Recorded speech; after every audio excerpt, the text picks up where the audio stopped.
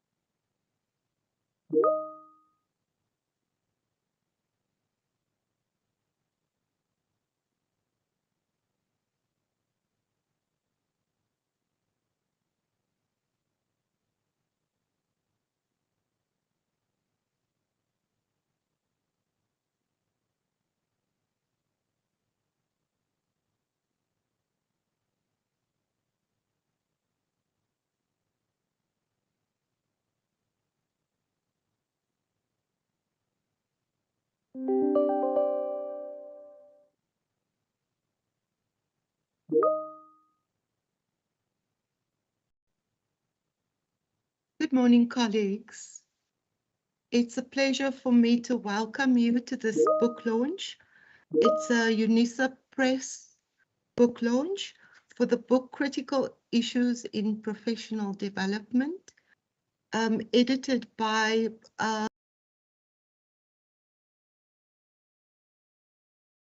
and Professor Chikoko. I think that this book is, going to make a significant contribution to the field of education and professional development for teachers. It's really our core business. What we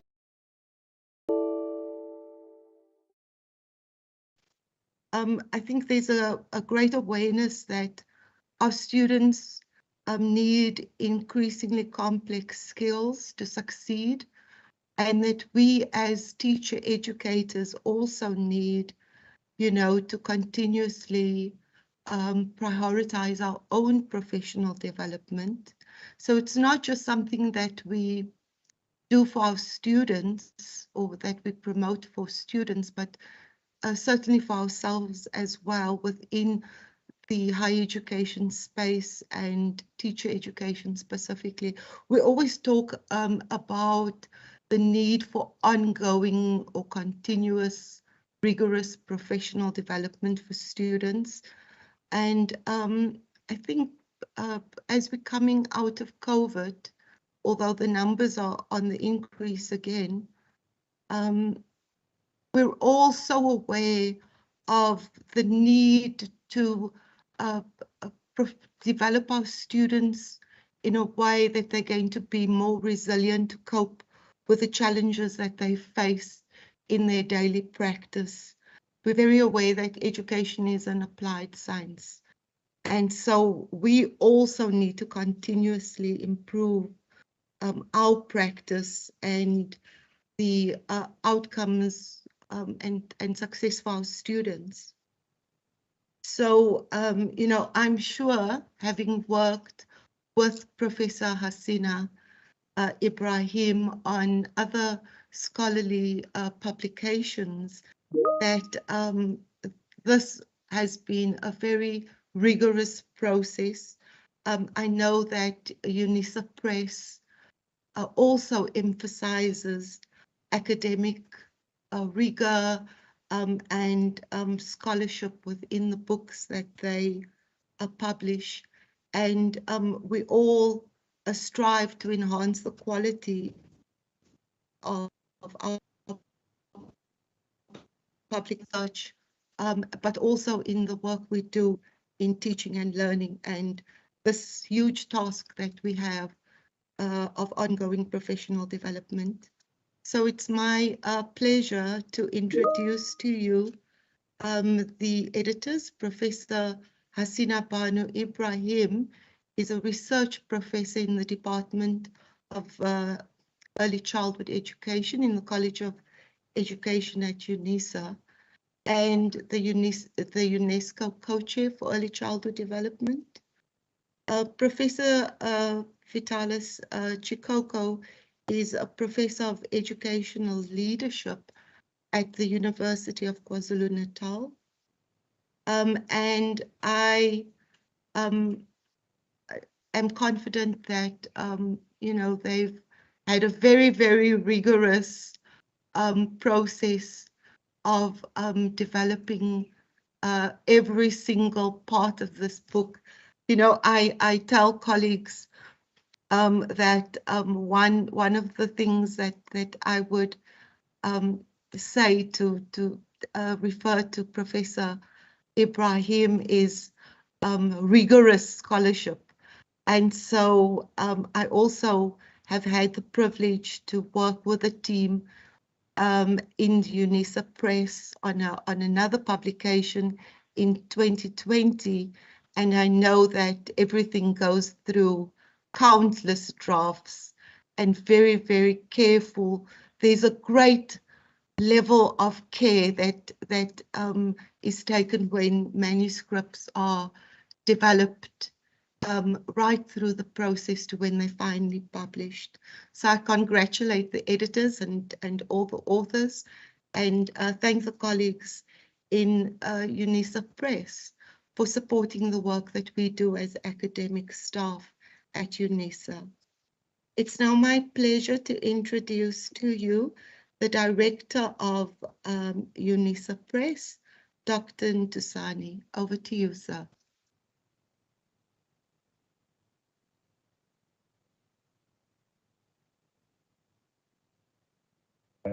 No, thank you, Prof, and good morning, colleagues, and good morning, everyone. It's really a pleasure each time we gather in one of these to celebrate the hard work of colleagues who will have penned, for us, the beautiful work that they did. But I think for the benefit of everybody who's in attendance, firstly, let me thank the editors and the contributors to the text that we're launching today, who chose Unisa Press as a publisher of choice to get this piece of work out there. So we're very humbled and that you chose to choose Unisa Press. And maybe then that links and leaps very well to the next conversation, just to share with everybody in attendance about us, and probably also have an invitation for scholars and authors around the table in the room to consider Unisa Press for their next project. But really, in a nutshell, what we do at Press, we publish both books and journals. And I think for years, we've been one of the very privileged and with utter humility to be given the mandate and the opportunity to publish both books and academic journals. And of late, if I focus only on books, for a very long time, we are only focusing only on scholarly texts. But you also now have got a mandate to also publish academic books. So this is a very privilege for us. So we look at both scholarly and academic books, or call them textbooks for the lack of a better word. But as Prophet said, the process that we usually follow at publishing any text that is sent to us. For the lack of a better word, it's quite rigorous, because upon receiving the application for the manuscript to be considered, we first will do our internal process just to look at the text at the very face value. These are not subject matter, but to look at the text, the presentation, and what is the text all about.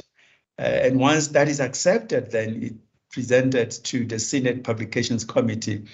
This is where the approval for the text to go for peer review is. And usually, I mean, we'll send it off to two reviewers if it's accepted at the Senate Publications Committee, and this text went through the same process.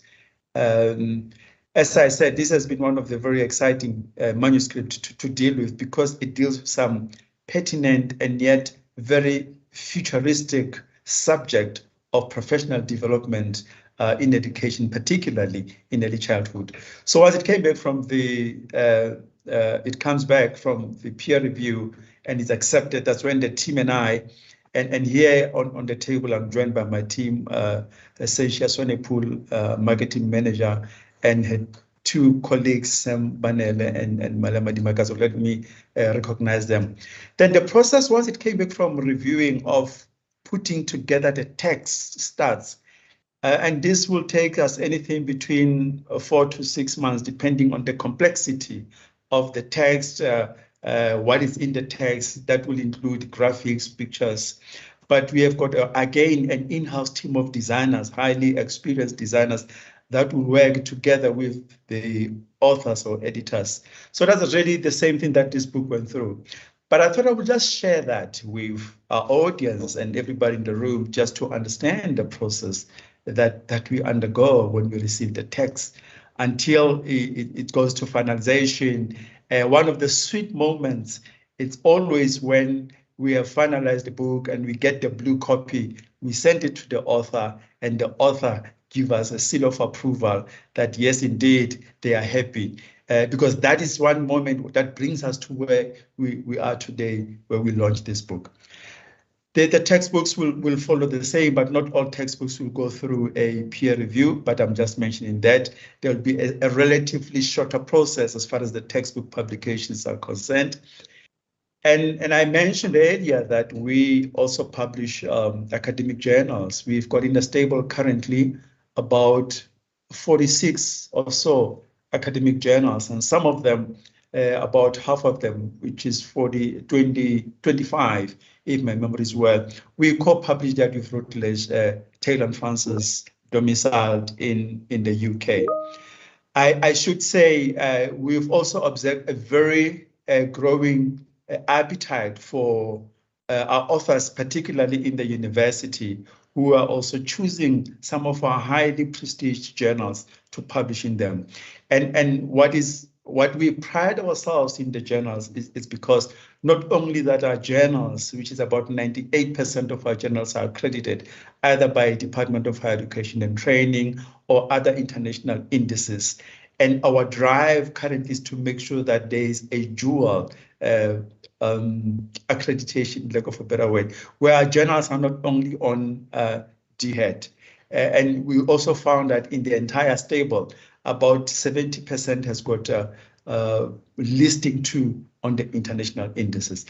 So in a nutshell, this is Unisa Press. This is what we do. And one thing that I probably also want to bring here that we haven't probably articulated to the audience and to the public a lot. About 2 years or so ago, we've also procured a preprint server. Scholars on this table will realize that the preprint server, it's one of the evolving and growing practice in the business of publishing. So Unisa Press, when we got that about 2 years ago, to the best of my knowledge, on the continent, we became the first scholarly publisher to have the preprint server. So we also present this to invite scholars, students, academics to use this, because it's another platform that allows us and yourself to put your text and do what we'll call, in the lack of a better word, open peer review, help you to refine the text before you even consider either to submit it for a journal and or a book. We believe this preprint server, at least from the Unisa Press point of view, and from the University of South Africa, position the university and the press at the cutting edge of what publication and scholarly publication particularly is moving towards into the future. But coming into the book, which I really will not say much about this, the editors will say this, having gone through this text a number of times and a number of cycles from when we received it to when it was going through the peer review and it was finally accepted, I've already said it touches on one of the pertinent and very critical subjects, which is professional. What are the critical issues in professional development? And I think, in my humble opinion, it also questions, when you're talking about knowledge, whose knowledge are we talking about? Whose knowledges are we supposed to be engaging and focusing on? But I'm not going to go into details. The editors will indulge us and engage us into the nitty-gritties and the pertinent issues of the book. I'm very humbled to be here on behalf of my team and behalf of the VP, Professor Meyiwa, where Unisa Press is housed, and behalf of the university. Thank you for choosing Unisa Press, and thanks for everybody who's in attendance. I thank you. And our thanks to you, Doctor. Colleagues, my humble apologies. I realize that I'm so preoccupied with introducing all of you that I haven't introduced myself. My name is Mary Clasquin Johnson, and I am a senior lecturer in the Unisa Department of Inclusive Education. And I am very, very privileged to be mentored by Professor Hasina Ibrahim. And I would like, if you would indulge me, just to share with you very briefly that she must be one of the most generous scholars that we are privileged to have at Unisa. She shares what she knows. She mentors a large number of emerging scholars in the College of Education. And I know that she has mentees outside Unisa as well at other institutions.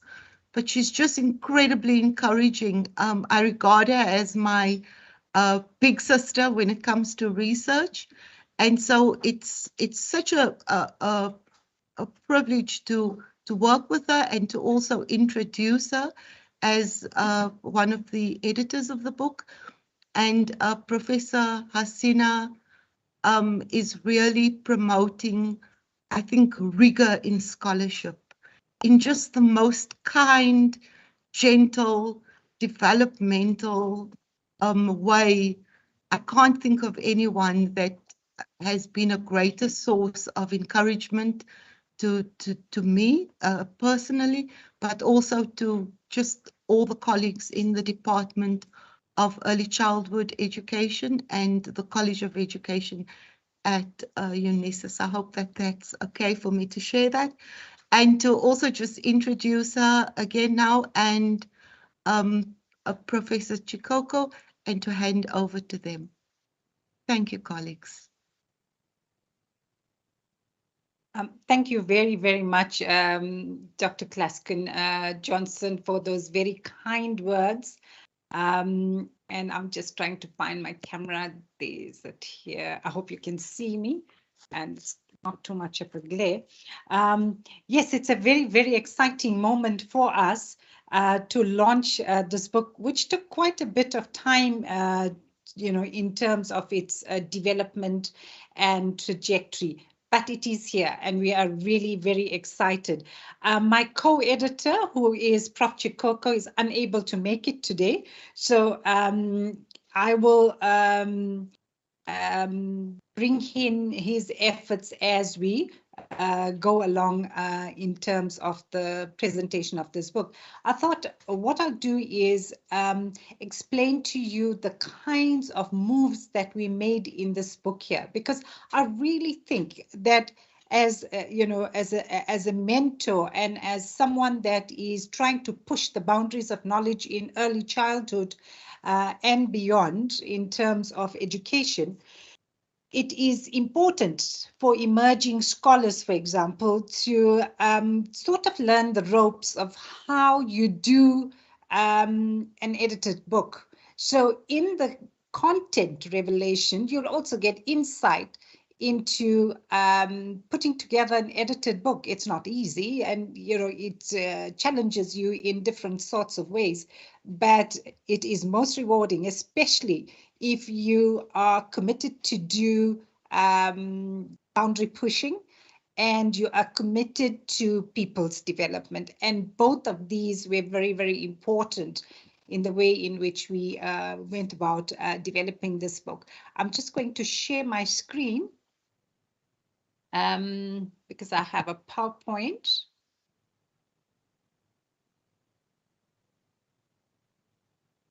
Okay, is it showing on your side? Can someone confirm for me? Yes, thank you, Prof. Okay, thank you very, very much. So there's the cover of the book there, and its full title is Critical Issues in Professional Development, Situated Knowledges from South Africa. And it's peer-reviewed, and it works on empirical articles, and it has a Senate stamp of approval. As was described by the director, it is quite a process before you even normally when you do your proposals for the publishers, it is a very pre-seed form. But here you have to submit 6 articles. And those 6 articles then reviewed with, in different tiers of peer reviewers. And after that, you get a go ahead to actually complete the book. So this was our journey. It started at the 2017 conference where we thought at the Center for Continuing Teacher Education, where we thought it would be quite nice to put together a volume on critical issues. At that time, it wasn't concentrated on early childhood, but looked at education broadly. And so as we moved down the trajectory, what was becoming very evident is that early childhood was beginning to be professionalized. And therefore, it was a space that required a particular type of knowledge production. And so the book was seen as catalyzing change in this important area. So our chapters are all dedicated to early childhood birth to 9.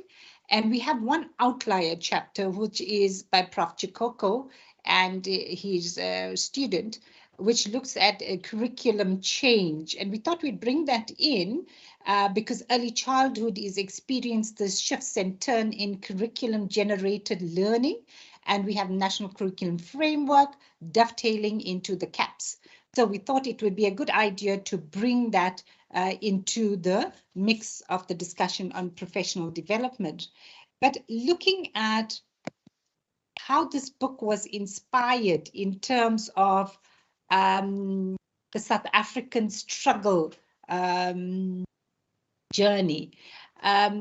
And I'm calling it a deep inspiration by Nelson Mandela, who says that education is the most powerful weapon we can use to change the world. Let's put a word before that. Early education is the most powerful weapon we can use to change the world. Why early childhood education? It's the formative years. It is the most vulnerable stage in human development. And so this is what we say as the editors, that the book is inspired by a tireless struggle of Nelson Mandela to work in a transformative spirit, to effect change in a society riddled with inequalities. So when education is accorded the status of a most powerful weapon, then it's imperative to interrogate what is happening in the name of education. And so what the editors did was to interrogate what is happening in the name of early education. And we found different kinds of answers that allowed us to navigate different types of critical issues. And so this inspiration, we believe, is foundational to the journey that we travel in developing the book. And so the next thing I thought would be very good to do was to talk about, well, if you are working on a book in professional development, it's not just about developing teachers. If you take an ecological model of developing your teachers, you know that certain conditions shapes what happens in terms of teacher professional development, teacher professionalism, and the whole issue of professional learning broadly. So basically, there were three kinds of dimensions that allowed us to think very carefully about early childhood, not only education, but also the care dimension. So we start off with the first kind of area of concern, which is the vulnerability and the crisis issues. And you can see that the number of children that we have are not accessing the early learning programs are in unregistered sites. And it tells you something about the quality of what is happening there. And this should really be something that we should be looking at very closely, because as a teacher education institution, we are about to roll out in the near future, for example, the diploma in ECCE, and we already got the diploma in grade R. What is happening here is when we send our students out, we are making the assumptions that their mentors are actually people at the school, the site level. They are very equipped with the competences to guide our students. But it might happen that our students know better than them because of the conditions and their qualifications and so forth. The other thing that we need to remember is that the professional development arena is not the same. COVID has changed the lived realities of children, their families, and the workforce. And so, and we've written about it, and our respondent has written about it, the developmental trajectories and also the learning has been negatively impacted, like elsewhere in the world with COVID. And then the exclusionary aspects. If you look at early childhood service provision, the thing is, we're not a profession. At best, we are an early emerging profession. What does that mean? It means that we are in the informal sector and we are still to be recognized with full benefits, full conditions of service, and the idea of what professionalism is all about for the field in terms of early childhood. But we also suffer from a governance system that doesn't allow us to look robustly at, for example, teacher supply, demand issues, childcare costs, and so forth. So these are many exclusionary events that point back to looking at professional development in context. And then we are dealing with a feminized workforce, and the workforce is poorly paid with low status, and there's high turnover because of greener pastures in schooling, which is better unionized and better organized in terms of the profession. So with that being the rationale to focus on professional development, how then did we understand professional development? And so you can see there, it has some elements to tell you that this is about teaching and learning, but not just in any way. It's about the facilitation of these experiences. And then it's about a give and take. And this give and take is premised on the professional's knowledge, skills, and habits of mind, which we call the dispositions, and how they use what they have in order to drive it in practice. And so when we look at professional development, there are three framings we found very useful. It is the who, the what, and the how. And of course, it's integral to that is why do we do what we do? So in the who dimension, we have to look at the characteristics and the context of our learners. And then we have to look at the content of the professional development and this feminized workforce that I was talking about. And then the organizational facilitation of the learning experience. For example, the Unisa one is on online learning, and it also at sometimes do a bit of blended learning and so forth. And those are important things in the professional development. And so we didn't want business as usual. So we had to look at the theoretical framing that would allow us to do something and do something differently. So we walked into feminist literature and looked at the promise of situated knowledges.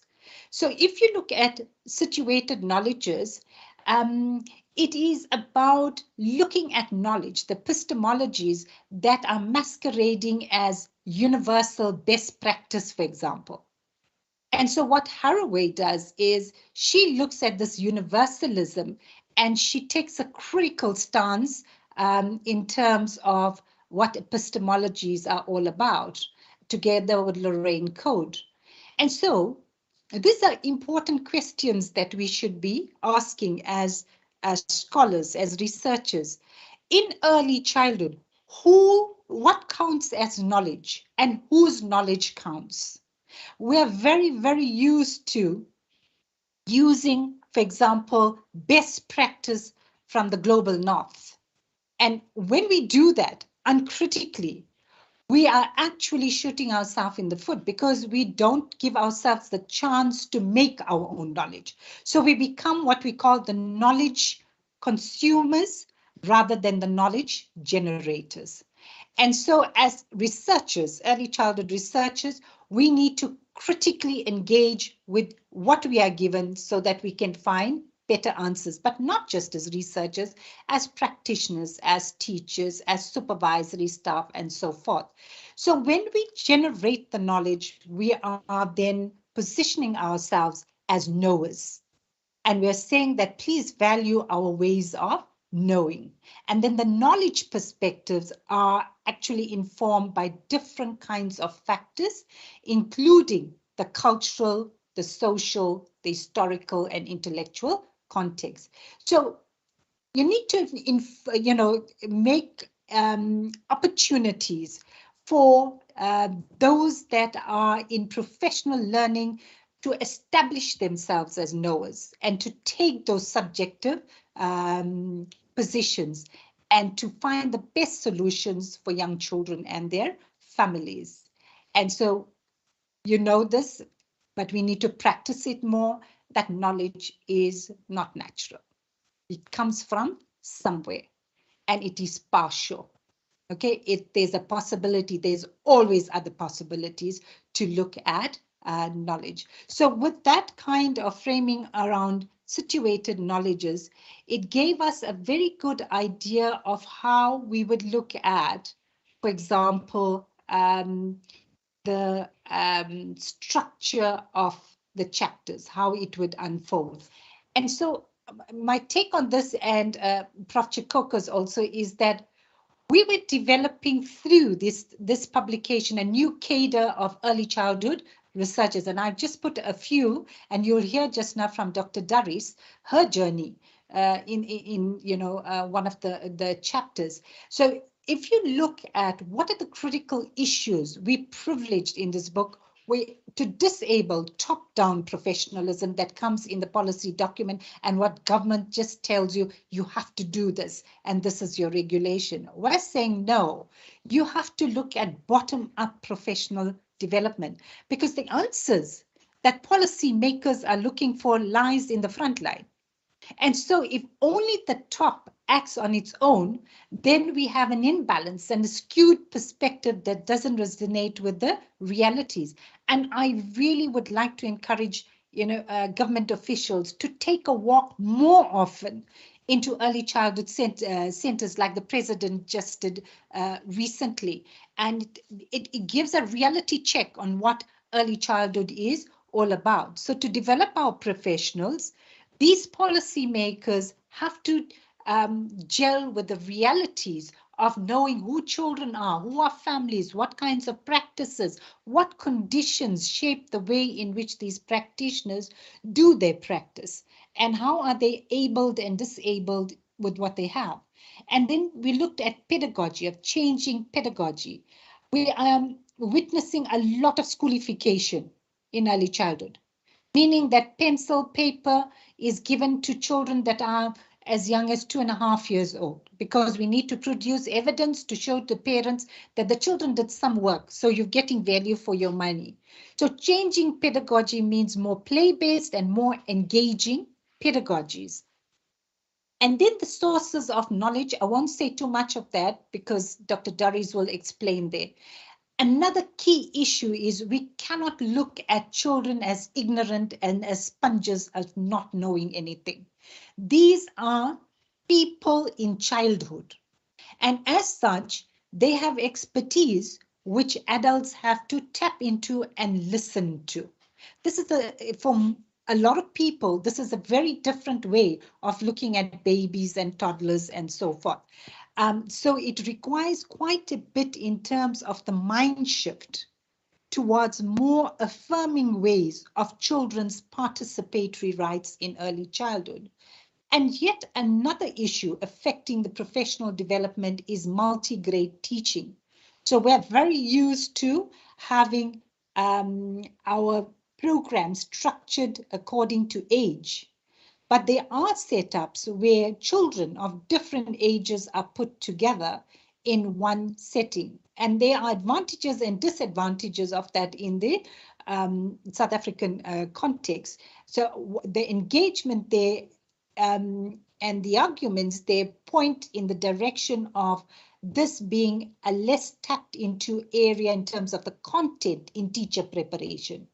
And then the mentorship, a context-based understanding that you cannot just train the teachers and leave them like that on their own. So there has to be support with mentors and coaches, and these have to be done in consistently periodic ways so that there is a trajectory of development and the communities of practice can develop. And then we looked at two chapters on professional identities, and the authors there really teased out the who we are. Who are we? And where do we draw these identities from? And you know, in early childhood, people call you glorified babysitters and nannies and so forth. So the status of the profession, the relegation of care, and the drawing of the identities from, you know, very narrow framing, but looking at identity as not fixed, as fluid, as situation bound and dependent. And so the last one looks at that one that I spoke about that falls outside early childhood, which is on curriculum change.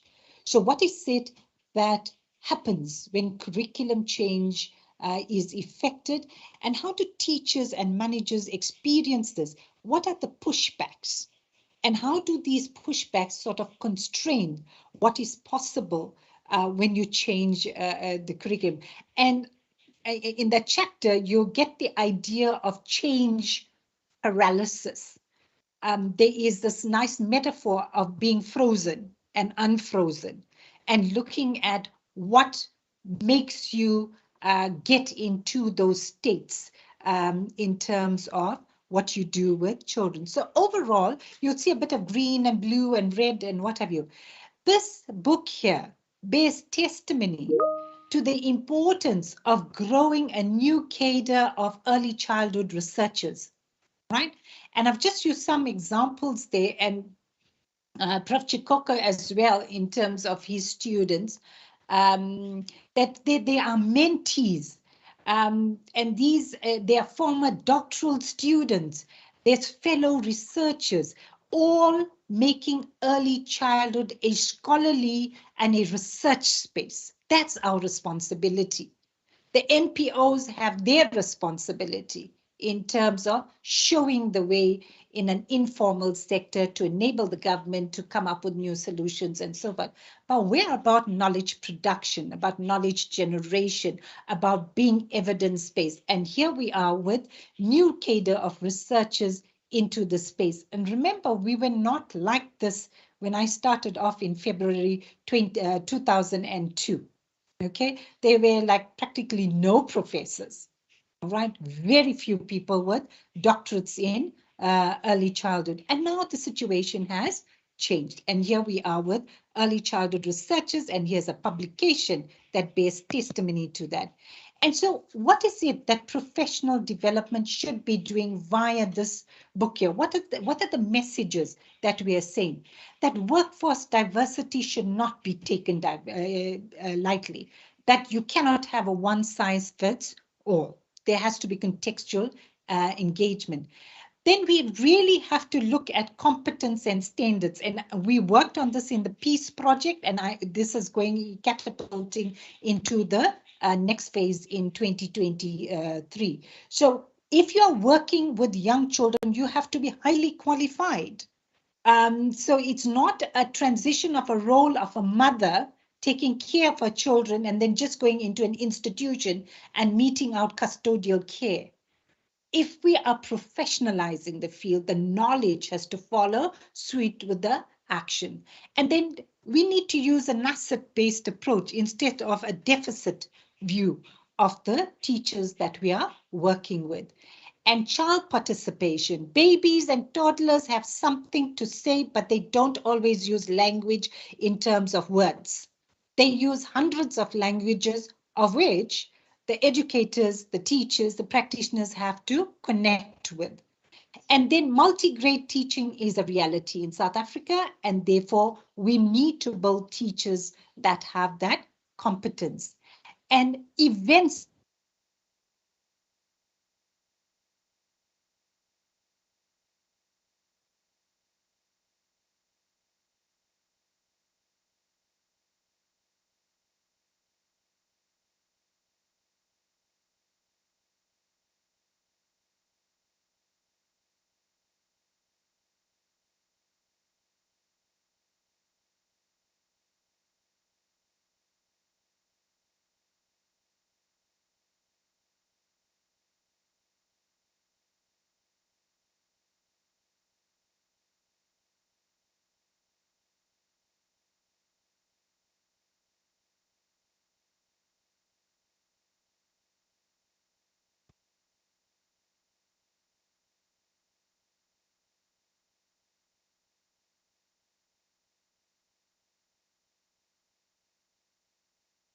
Program Director.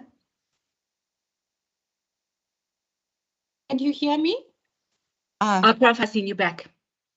Hello, everyone. Can you hear me? I lost you. Yes, we Can can. Can someone confirm? We Yes, we can, Hasina. Thank you. Sorry about that. It was my connection on this side, yeah, that didn't do me good. So I think that the events-based training that I was talking about, you can't just have a once-off and then not have anything after that. So site-based training is something that we have to look at, and coaching and mentoring. And then connecting with teachers. And I know that we spoke a lot about the thinking teacher, and we have a whole book about that, and the way we're going to train our new teachers, a new textbook that we have.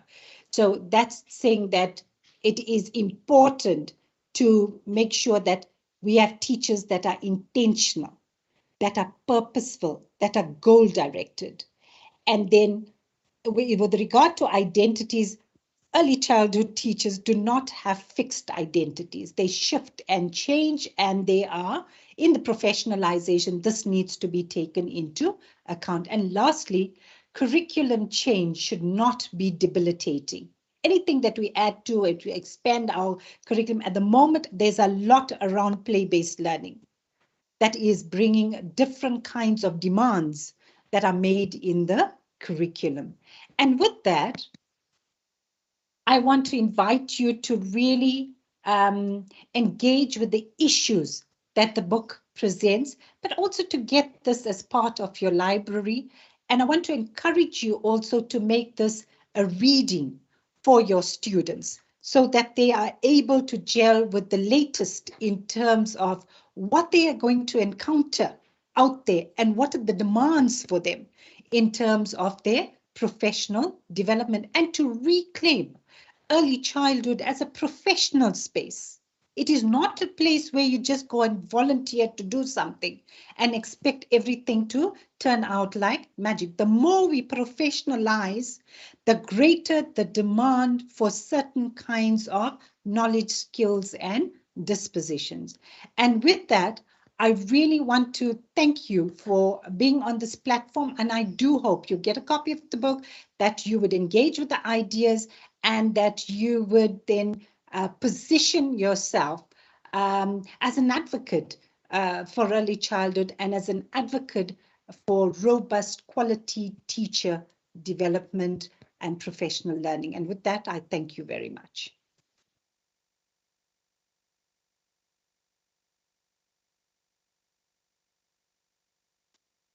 Thank you, Professor Ibrahim. Colleagues, it's now my pleasure to introduce to you Dr. Glynis Doris, and she's going to be doing a presentation on her chapter. Dr. Doris is the head of department of the Department of Educational Studies at Saltpike University in Kimberley, and I would like to very warmly welcome her to the platform. Over to you, Dr. Glynis. Good morning, everyone. Thank you. Firstly, thank you for this opportunity. I hope everyone can see me and can hear me. Dr. Johnson, can I just get an indication? Yes, we can. Thank you very much. Thank you so much. First of all, I want to say thank you for this opportunity to be with you on this platform. Thank you for the opportunity to have taken part in this writing of this chapter and be part of the book.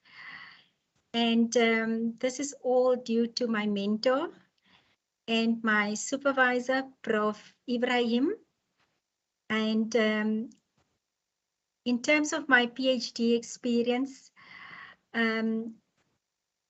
it was really an eye-opening journey in terms of early childhood education and going into a field where very little research is written on, and just realizing the extent of what we can do in terms of the field of early childhood education when we work with participants in a respectful way.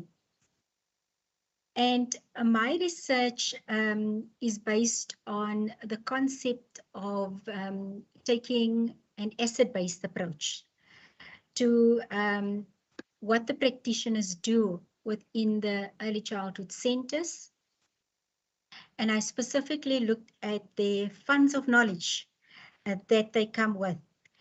And the funds of knowledge comes from the Western perspective of authors that coined this term, funds of knowledge. In 1996, Wolf started with this concept of funds of knowledge, where he states that funds of knowledge is based on a very simple premise, a very simple idea that people are competent, people have knowledge, and that their life experiences have given them that knowledge. And really taking bottom-up approach of what people come with to the centers of learning, and that asset-based approach that Prof. Hasina also spoke about. Now, within this particular chapter, which stems from my research that I've done with my PhD study, I looked at the knowledges that our practitioners come with and how that impacts on their daily practice with young children. And in the same study, I also looked at, but what are the assets? What is the agency? What is the funds of knowledge that the young children also come with to these centers of learning? The sources of knowledge for this particular chapter that I focused on was two themes.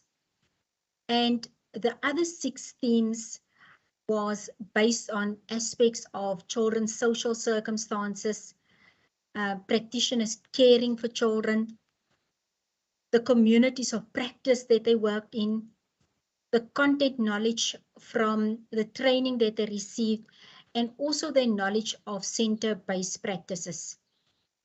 So those were the other 6 that was also that's also portrayed within my studies and that I also published from. For the purpose of this presentation, I'm going to look at 2 themes from the sources of these early childhood practitioners in a disadvantaged context, and how this also has implications and giving us insights for professional development. For me, it was important to understand how these practitioners, and how they're also known as within this environment as teachers, how they construct and reconstruct their knowledge as a collective based on the funds of knowledge that they come with. Now, in literature, we hear about different sources, different types of knowledge that support professional development. Authors speak about practical knowledge, subject content knowledge, intuitive knowledge, and then also authors like Hedges, Gonzalez, speak also about the funds of knowledge. And I've alluded to the definition a bit earlier. Now, in literature, there's a lot of debates on which knowledge should then have priority, which knowledge should be seen as the scientific knowledge. And a lot of debates is around the mix of knowledge that teachers, that practitioners come to with their places of work. And within this debates, also the practical knowledge and therefore understanding this mix of knowledge that practitioners come with include the social cultural context of their communities and the early learning centers. And practitioners make sense of the realities from the microsystem, from the mesosystem, and within this, working in this centers of learning, and the informal knowledge that they make use of, and the formal knowledge that they gain maybe from their training and the qualifications.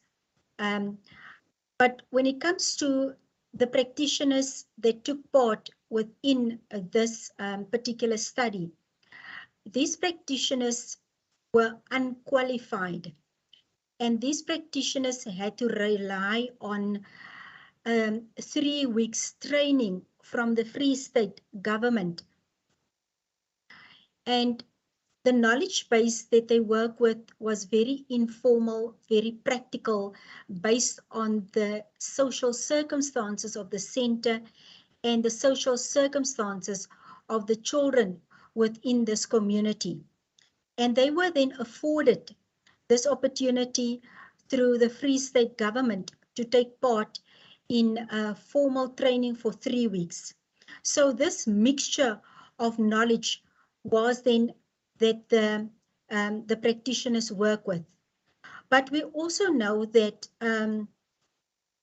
in literature, we find also the formal knowledge, and the formal knowledge that comes from, for example, the Western perspective of developmental appropriate practices, and looking at developmental psychology, and what is then appropriate types of knowledge that practitioners should have when they work with very young children. But through this study, the focus is not just to look at the different formal knowledge that practitioners work with, but also highlighting the informal knowledge, the knowledge from an African perspective that these practitioners work with, the knowledge that they bring from the context that they work with. And also in terms of that, how can it then lead to this knowledge base that they come with, this funds of knowledge that they come with? How does it also then speak to the context responsiveness that the teachers then adhere to within this specific context?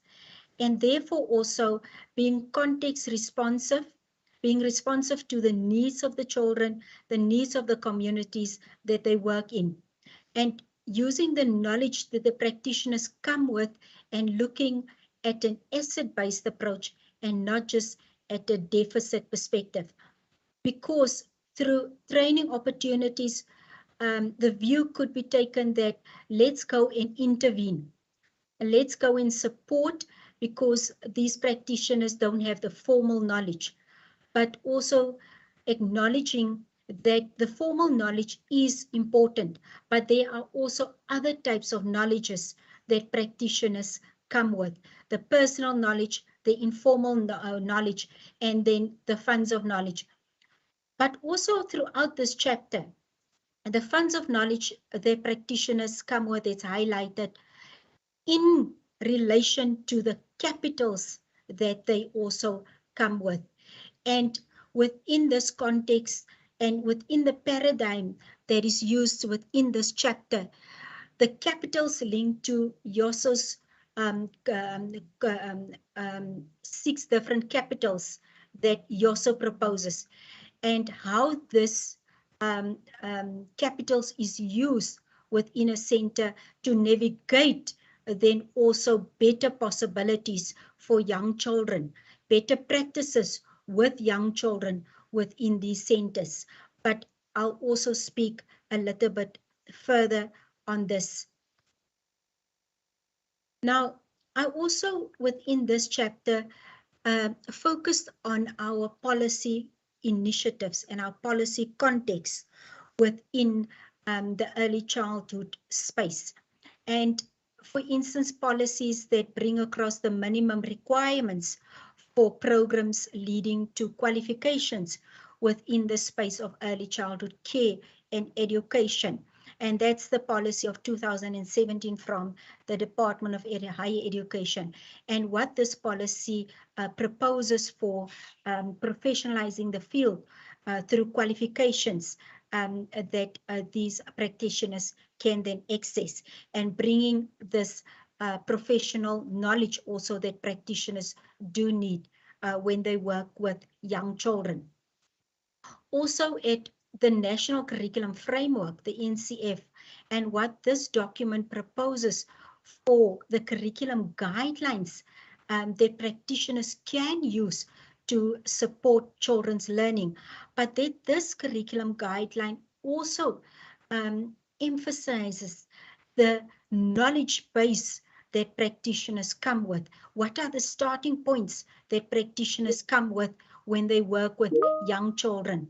And then also the third policy, the National Integrated ECD policy, and what this policy proposes on the human resource development and the human resource programs for early childhood education.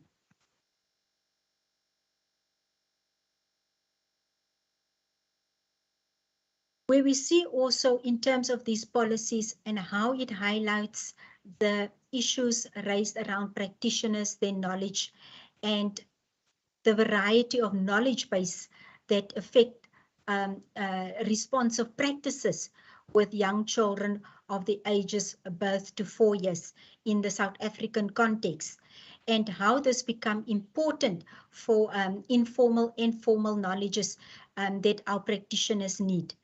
Now, the paradigms within the critical paradigm, the interpretive paradigm, were used as theoretical frameworks and theoretical lenses to understand the realities that the practitioners come with, and how these practitioners work within this context in making and their reality and their social constructed knowledge that is portrayed within these different contexts.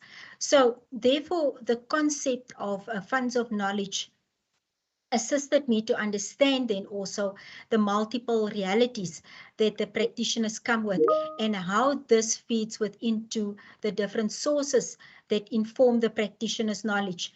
And also that practitioner's knowledge highlights assets that they bring with to these contexts.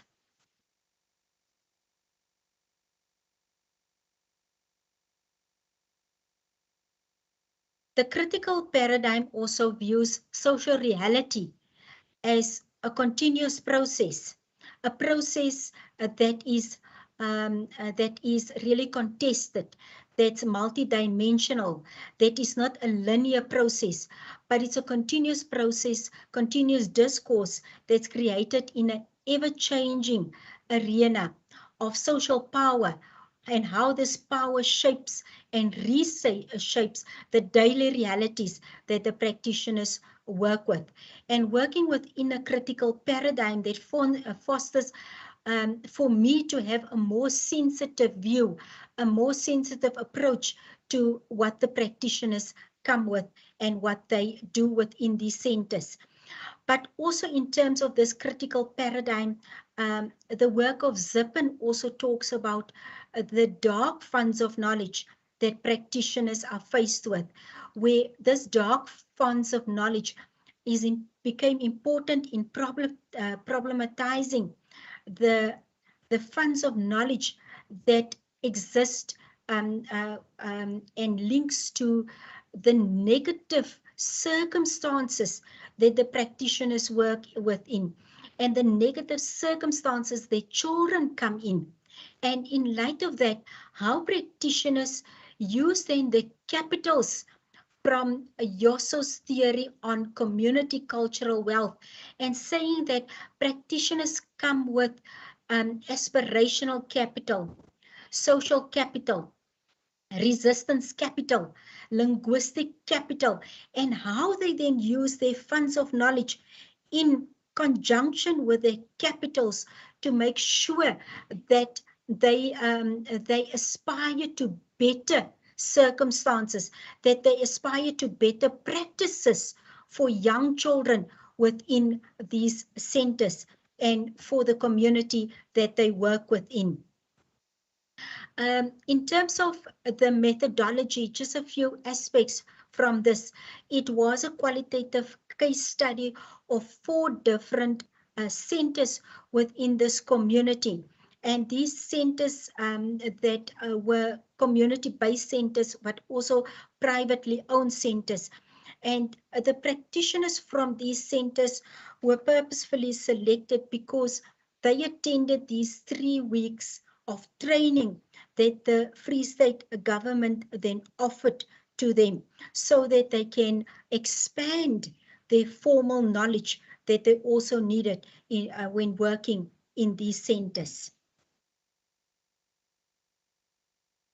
Then also from the findings, I alluded to these 2 different themes, and how these 2 different themes were really key sources to understand for this particular chapter. And the first one linked to, for example, the childhood memories, and how their childhood memories actually became a navigational capital, but also a resistant capital when working in these centers. They use their early experiences of being a child to make sure that that which they do with young children within these centers contributed positively to children's daily experiences.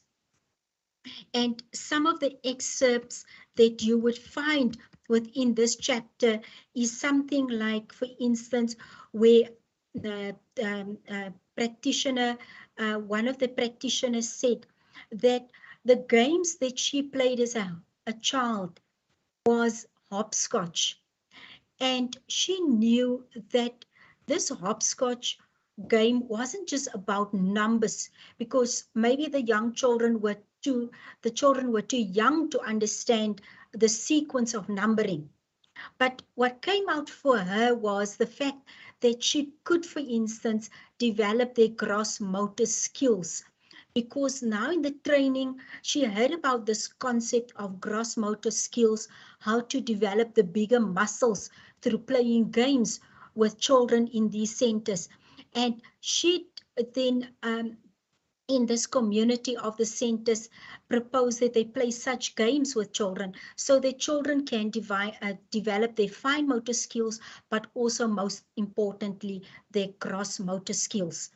And another teacher or practitioner spoke about the cultural games that they played. So within this center, games were used from a cultural background, from their cultural funds of knowledge, but also knowing that children need to play so that they can develop fine motor skills, gross motor skills, but children are also active and children need to play at the daily basis.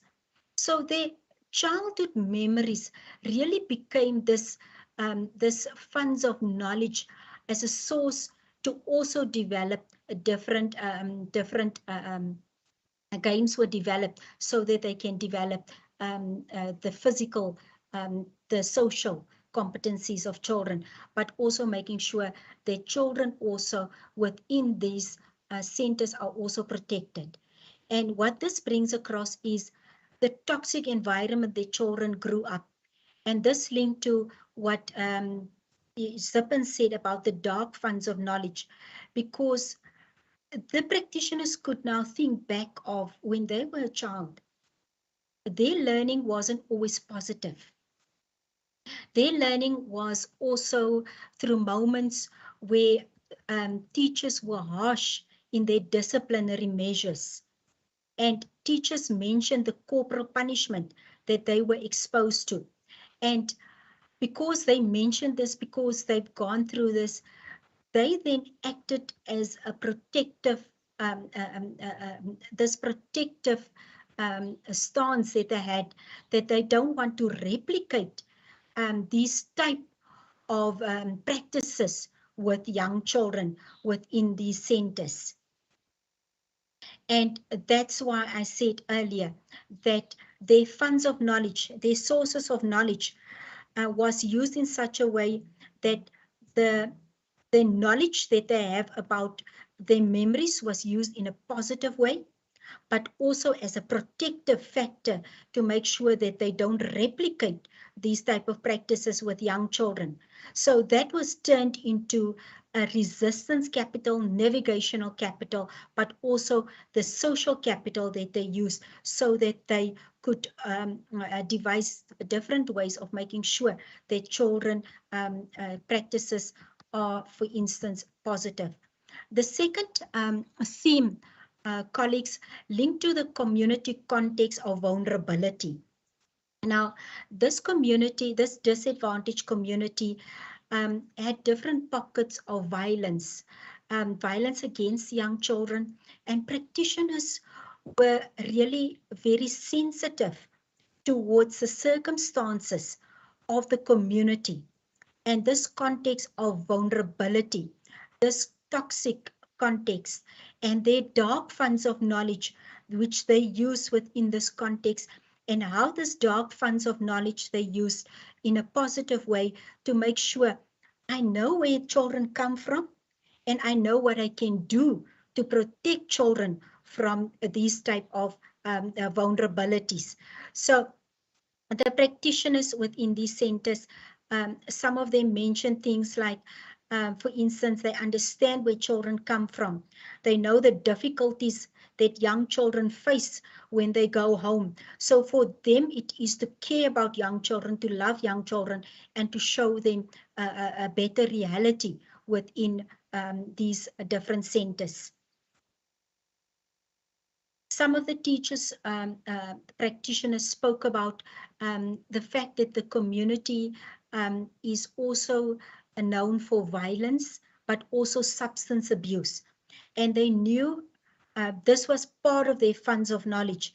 And they knew that they had the role of making sure that they an agent that's going to an agent within these centers that's going to look for better possibilities for young children and create better possibilities through their daily practices with young children. So these social circumstances that children were exposed to made them actually more sensitive to the children's basic needs of food, basic needs of love, basic needs of security.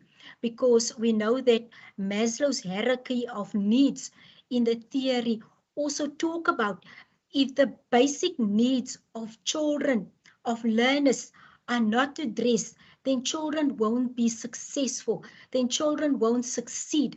And teachers didn't know about Maslow's hierarchy of needs, but they knew instinctively that they have to be a protective factor. And how can they protect children is to look out for these basic needs and to make sure that children, when they come to these centers, that they receive care, that they receive love, that they receive food, but also in that way, making sure that children's needs is protected. Then this links then also to resistance capital of Yoso, but also most importantly, the the family capital that Yoso proposes, because Yoso says within in her research that practitioners act in this context as a family, because they know as a family what they can do and what they can offer to children, which is better to that which they maybe receive outside in the broader community. Then in conclusion, colleagues, this study regarding these two sources of knowledge that I portrayed in this chapter, the findings really revealed that practitioners used their sources of knowledge that links to their childhood memories, the community context that children come from, that links to vulnerability. My apologies, Dr. Darius. Yes. I'm so sorry to interrupt you. Okay. May I kindly request you to round up? Yes. We Yes. just have to watch the time. My apologies. No problem. So in conclusion, it is to say that that through this asset-based approach of looking at practitioners' knowledge that they come with, how can this promote professional growth of a group of unqualified practitioners? How can this speak to a bottom-up view of professional growth and the values that and considering the knowledge that practitioners know as individuals, but also as collectives, and casting them rather in the light of them being agents within these centers rather than seeing them in a deficit view. So shaping professional development in this way will require from us to reconceptualize what is contextual relevant and responsive practices within these marginalized communities, and consider this when we're looking at the notion of professionalizing the field of early childhood care and education. Thank you, colleagues. Dr. Darius, that was awesome. Thank you so much. I think you've really provoked all of us to think at a deeper level about professional development, and I think you've really just highlighted so many complex challenges and issues, and also you know, the way in which it's being addressed in the book. So well done, and thank you very much. I think you've whet our appetite. We all want to rush out and get a copy of the book. Thank you. Colleagues, it's now my pleasure to introduce to you Professor Mariette Koen, and she's from the University of the Northwest, and she will be responding to the presentations. Over to you, Prof. Thank you so much, Mary. I apologize for a lot of noise in this building today. They cut the grass outside. There's a lot of noise. I just want to make sure, can you all hear me? Yes, Prof, we can hear Okay, you. Thank you. Thank you. Good morning, colleagues, and thank you for the opportunity and the privilege to attend this exciting event. I see a lot of my former colleagues of the Free State, and it's really great to see and to hear about your scholarly contributions. So please allow me first to congratulate the editors, Professor Hasina Ebrahim and Professor Vitalis Shaikoko, and all the contributors on this scholarly contribution to early childhood education. The knowledge shared in this publication, Critical Issues in Professional Development, Situated Knowledges from South Africa, pertains to questions often asked by students, researchers, teachers, practitioners, parents, and stakeholders. These questions relate to critical issues on professional development in the South African early childhood context. In aiming to answer the set questions, the editors Ebrahim and Shaikoko and the contributors offer a concise and analytical interpretation by providing threads for engagement on the micro and macro politics that shape the conditions and models of professional development. This publication, however, offers more than a mere understanding of these critical issues. It also comprises authentic and critical reflections from the perspectives of early childhood researchers. Professor Hasina explained earlier in her presentation that the book is inspired by the tireless struggle of Nelson Mandela to work in a transformative spirit to effect change in a society riddled with inequities. This publication resonates with his dream that it's the moral obligation of every one of us to, and I quote, give children a healthy start in life, no matter where they are born or the circumstances of their birth. In aiming to address the above dream, the editors make use of 10 chapters to allow the readers to experience critical issues regarding professional development in the early years in our SA context. The strength of this book lies in the way it highlights the importance of nurturing a healthy citizenry in early childhood by taking care of the expertise and skills of adults and teachers to unlock new avenues for children's growth, development, and learning. Chapter 1, Ebrahim shows that the provision of early childhood education has been found to be one of the greatest resources available for breaking the cycle of poverty by allowing children to flourish under favorable conditions. Buckney argues that in the opening pages of her book, When Species Meet, Donna Haraway poses the question, how is becoming with a practice of becoming worldly? Buckney continues to explain that by becoming with, Haraway points her question towards a consideration of the relationality between species, the human and the non-human, or more than human, in what she termed a practice of becoming worldly. The conceptual framework of this book is informed by this idea, where authors argue that knowledge comes from somewhere. There are several references to communities of practice, which amplifies the need for the collective to take ownership of professional learning. Readers are taken further on an early childhood journey in which the authors deal with critical issues on professional development, pedagogy, sources of teacher knowledge, child participation, multi-grade teaching, mentorship, teacher identity, and curriculum change. In Chapter 2, Ebrahim builds a bridge between the academic and real-life world by not only arguing about the importance of working together as a community of practice, to bring about change, but also by drawing on situational relatives such as child development, culture, and multilingualism.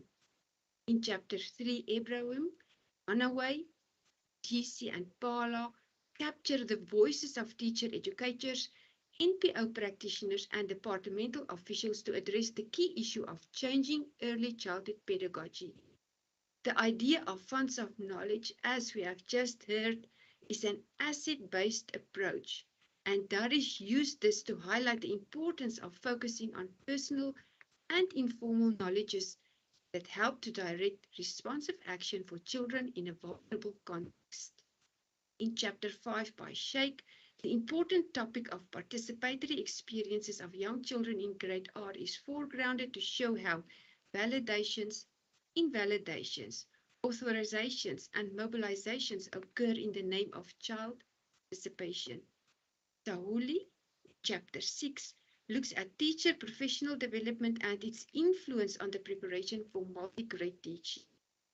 It would seem that Harrison wants readers to be reminded of the importance of mentorship through the voices of early year teachers whose situated knowledge illuminates diverse experiences. Chapter 7. In Chapter 8, the reader's attention is focused on teacher identity by Shaikoko and Shaikoko, and the findings confirm that the teacher as a person is important to consider in making sense of what constitutes professional learning. Martin and Pillay offer insight into teachers' professional identities through focus on discursive constructions in Chapter 9. The findings show how the discourses of child development, neuroscience research, school readiness, and lifelong learning were accessed to make early child work more authentic. And in the final chapter, Shaikoko and Ndlovu conclude with a discussion on the fears, anxiety, and confusion of teachers in relation to curriculum change by highlighting the importance of collaboration in guiding curriculum change. A decided strength of this publication is that the knowledge generated in this book shows how issues in professional development are thought of, enacted, and researched. Of particular value is the research evidence used in each chapter to advocate for a socially structured notion of professional development. The scholarly contributions of the 10 chapters demonstrate that research can serve to stimulate fresh thinking about professional development systems, bottom-up approaches, professional competencies, handling differences, the fluidity of identities, and the experience of change. An important message that runs through the book is that the experiences of social actors in the different chapters make salient the trials and tribulations in situations that have implications for professional development.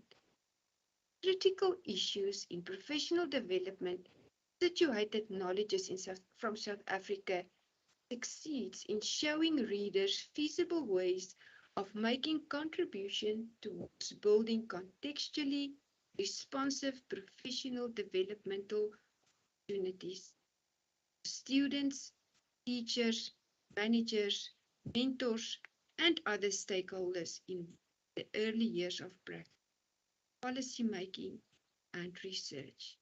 Congratulations with this exciting book.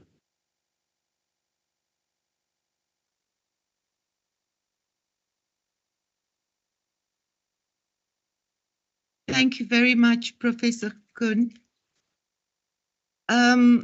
Colleagues, I'm now going to open the floor for questions and answers.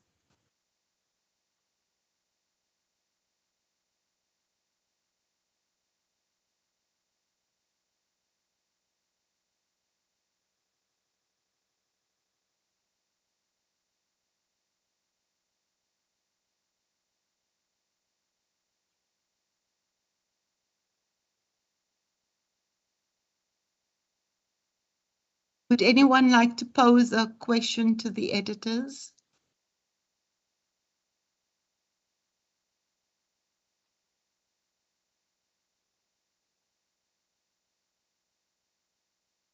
Yes, Glynis, over to you. Thank you, Prof. I just want to say to Prof. Ibrahim, I'm looking forward to the next call because yes, we're working on some exciting projects also, and we would really like to share more of our work in future publications.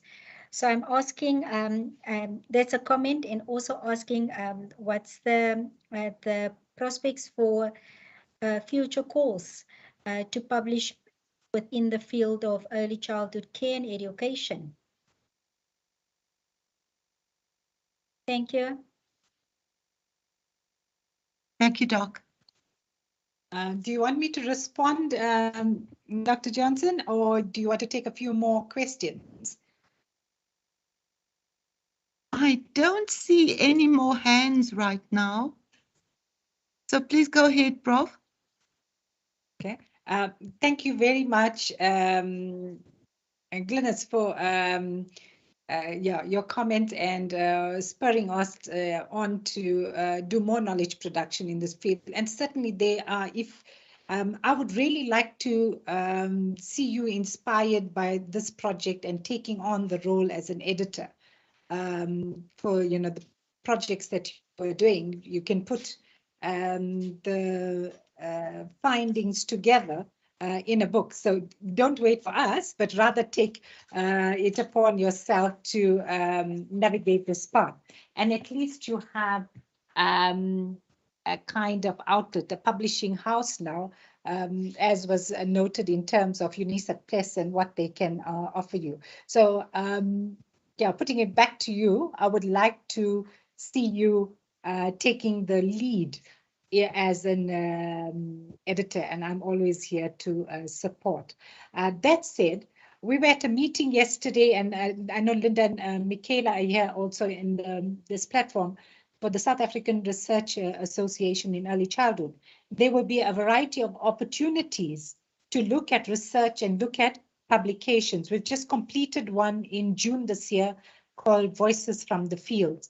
And like that, there would be other kinds of calls coming through for work of this nature, so that at least the university sector gets stronger in terms of the knowledge production in early childhood. So two things to note: that we're waiting for you to become the chief editor, and the second one is that the SAREC outlet is maturing, and we also have the South African Journal of Childhood Education. So thank you very much. Colleagues, are there any more questions?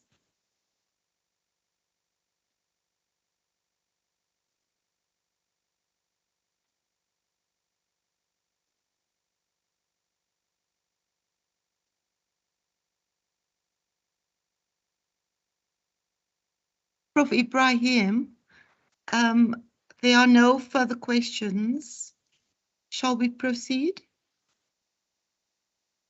that okay, Prof? Yes, kindly go ahead.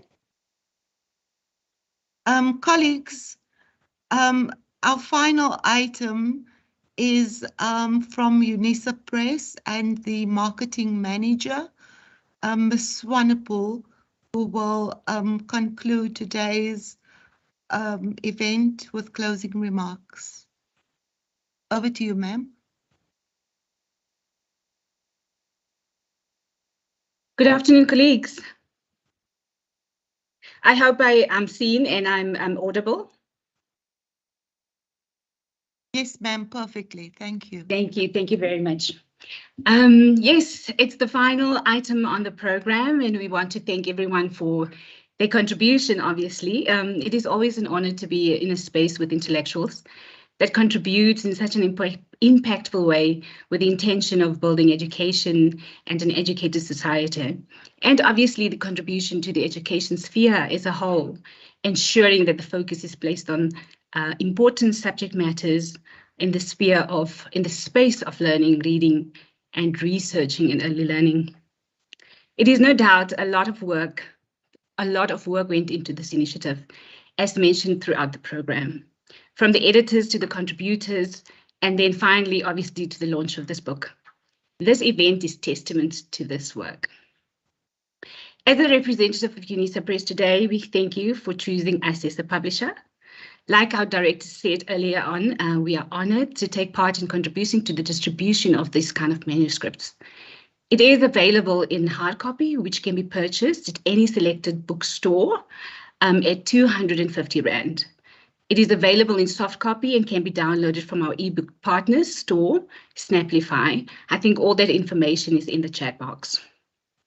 Again, colleagues, thank you. And thank you to the editors, Prof. Ibrahim and Prof. Chikoko, and multiple contributors for allowing us to have this launch today.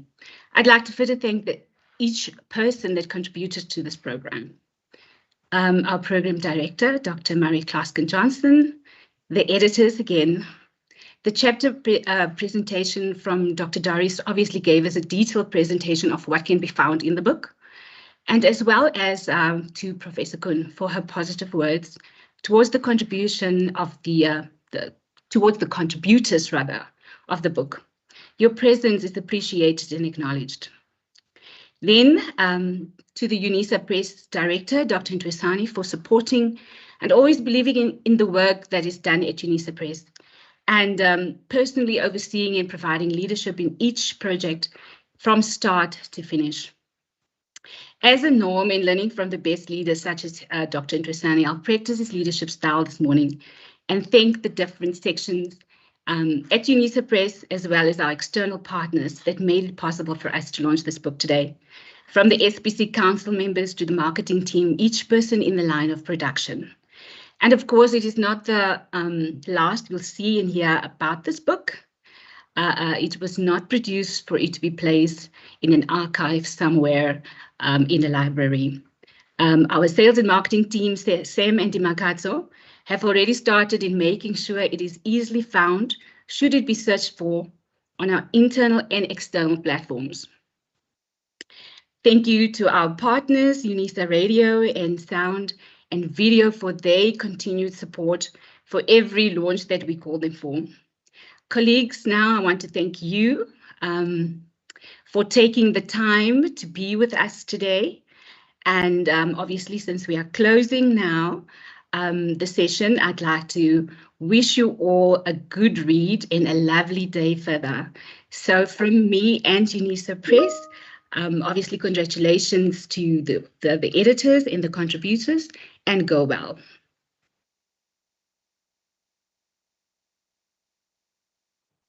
Colleagues, thank you to everyone. And I wish you all the best for this busy time of the year. Thank you very much.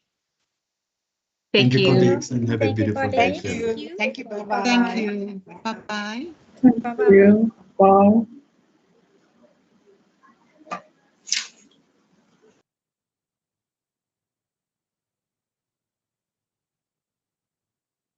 Thank you. Bye.